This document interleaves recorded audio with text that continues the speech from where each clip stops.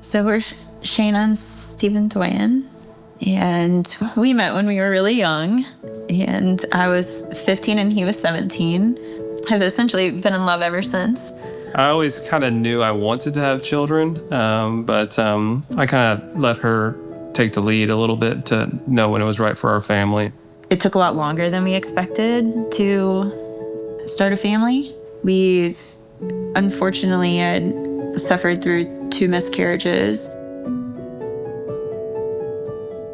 When you feel like the Lord isn't answering you or he's silent, you can't help but to struggle with confidence and what is wrong with us and our family that it couldn't be a part of our story. Maybe 3-4 years into the process, and we ended up, after multiple physician visits, injections, and poking and prodding, and just a lot of unknowns, the Lord is like, I'll show you what the world says is impossible, and blessed us with our son. Right after you have a kid, you're in this like fog for 9 to 12 months, and it's almost like this fog lifts and that wasn't horrible, let's just do that again.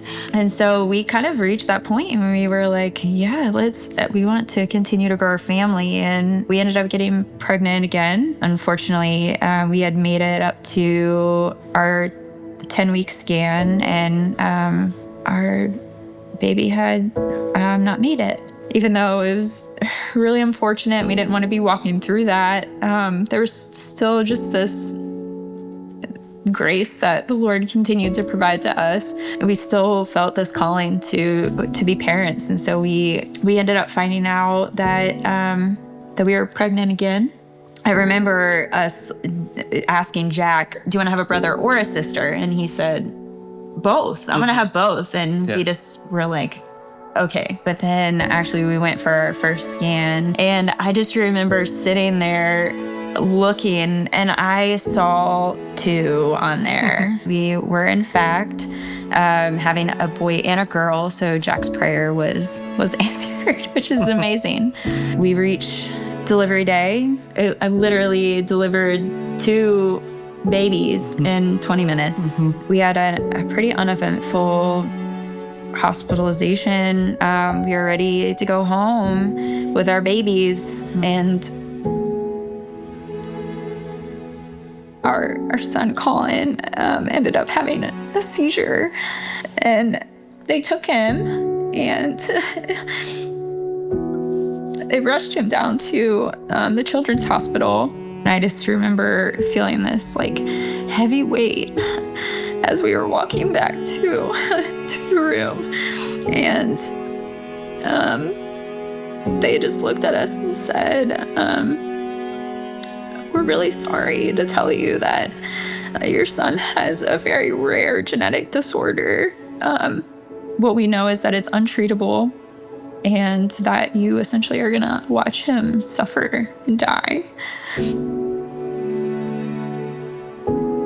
We would go on these periods of every 2 weeks where we would be at home for about a week and a half, 2 weeks, and then we would be back in the hospital for about a week. When I made it, through all the summer months, and then got to, the fall, his disease at that point had progressed so rapidly that he was probably the sickest that he had been the entire time.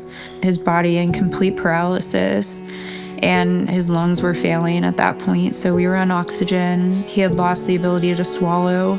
So we were on a feeding tube. Kind of knew at that point that we were getting close. Steven took him in. It was a Sunday evening. I got a message from Steven that, "Hey, I think this might be this might be it." I can't even describe the feeling that I felt at that point. I really felt like somebody had taken a baseball bat and literally just like hit me in the back of the legs. Like, I didn't know what else to do besides hit my knees, crying out to the Lord. Like, I know that we're at this point, and what the world's gonna tell me is that this is it. that you're ready to take him, but I know that you can work a miracle. And I just pray that this is like that one amazing miracle that we get to talk about. We have a song that is Colin's song that we essentially listened to like 300 times during that whole experience, just about like going to be with Jesus and like the hope and promise that we have, like to go to heaven. But that's what he got to listen to, like in his last moments. That song still just means so much to our family. I had this like beautiful comfort and peace of knowing that he's no longer suffering. I felt like we were able to leave knowing that that was his body that was there, but his spirit was with Jesus. It was completely different than I ever expected it. To like sit next to a loved one while they're dying. But I always go back to understanding that like Jesus also understands that.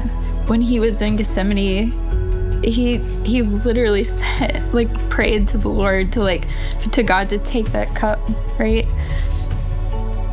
And that's what we want isn't always the way that it works. I definitely think your perspective on God's timing changes a lot depending on what you experience. And I think sometimes he leads you through things and you don't really have a choice. What is God's timing? We may find out on this side of heaven, or we may not.